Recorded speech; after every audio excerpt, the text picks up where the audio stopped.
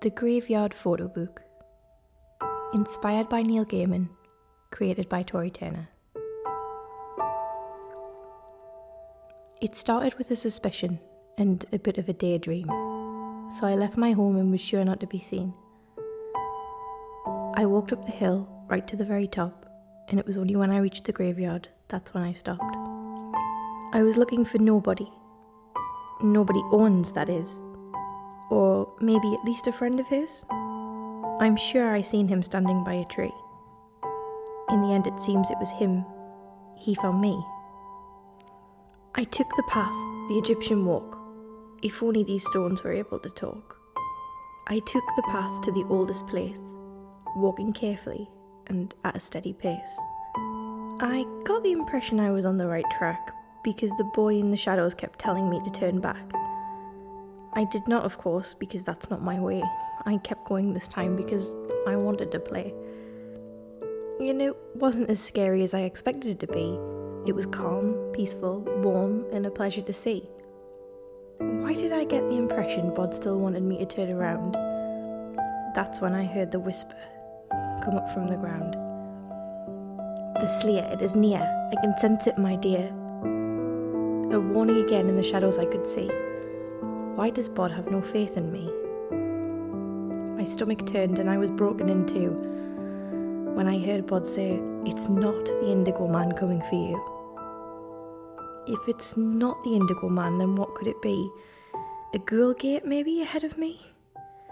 But I was prepared for those ghoul gates, and I looked overhead to check those flying protectors would be there as Neil said.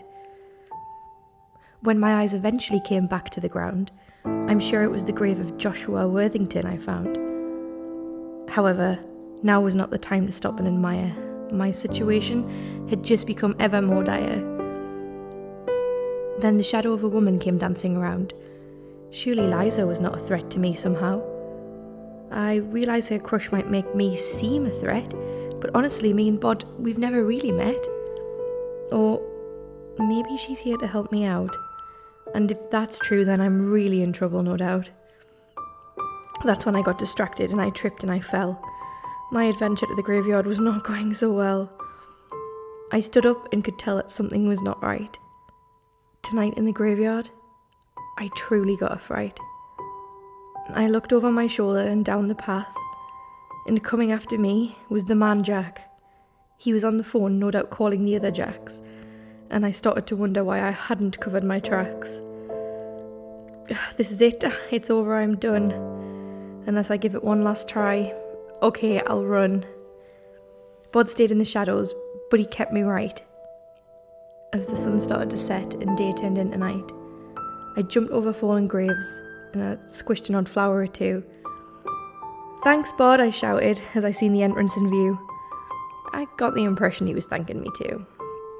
As I passed the strange area that had a fence but no gate, and also had a severe lack of graves, I realised this is where Liza is buried. I looked for her stone, but couldn't see it as I hurried. Anyway, I had my proof. I was being chased. This was the graveyard, my graveyard. I quickened my pace. I knew when I read it, this factual book, that Neil had written about my graveyard. What more do you need? Just look. It was when a flower and a pin was handed to me in town. That's when I knew exactly what I had found. And now that the graveyard gates are in sight, I run down the hill with all of my might. My street signs in view, illuminated by a warm glow. Dunstan Road. Finally I'm home. I get to my house and I shut the door. At last I'm safe. Again once more.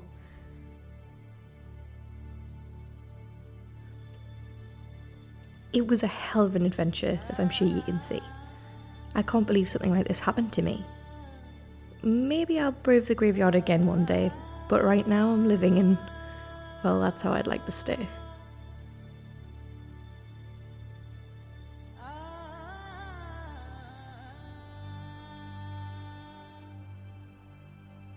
Well, this project just happened from nowhere. My mum had been mentioning that the bluebells in the graveyard looked really lovely because she walks that way home from work. And that combined with the fact that I'd just finished Neil Gaiman's novel The Graveyard Book prompted my adventure, which was on the 20th of the 5th, 2014. I got home from work and the sun was beautiful. It was one of my favourite conditions for taking photos in, which is like the blink where the sun's just setting. And usually I'd walk down the beach and through the park in this light, but I've done that so many times before in different seasons, I figured would go with newfound inspiration in the graveyard. I put some music on my phone and wandered around the graveyard snapping away, and it wasn't long before different elements of the story appeared to me in the graveyard. Dog walkers conveniently placed themselves in positions so I could make them into shadows, and businessmen walking through on their way home turned into the jacks. The time of day and the fast-moving sunlight provided the perfect opportunity to play with shadows and use this to my advantage to tell the story, even though, in all honesty, I didn't really know what the story was at this point. It wasn't originally badly rhymed words on a page. That came later in the evening. I decided to share it now because it was a really great adventure. I know the grammar and the spelling will be very wrong, and the images are rush edited, and in places they are badly photoshopped, but it was a fun project, and having a rekindling with my camera and some beautiful light, while I was still my mind was still kind of running away with the words and images from the novel. So yeah, this is the Graveyard Photobook, and I hope you enjoy it. Thank you.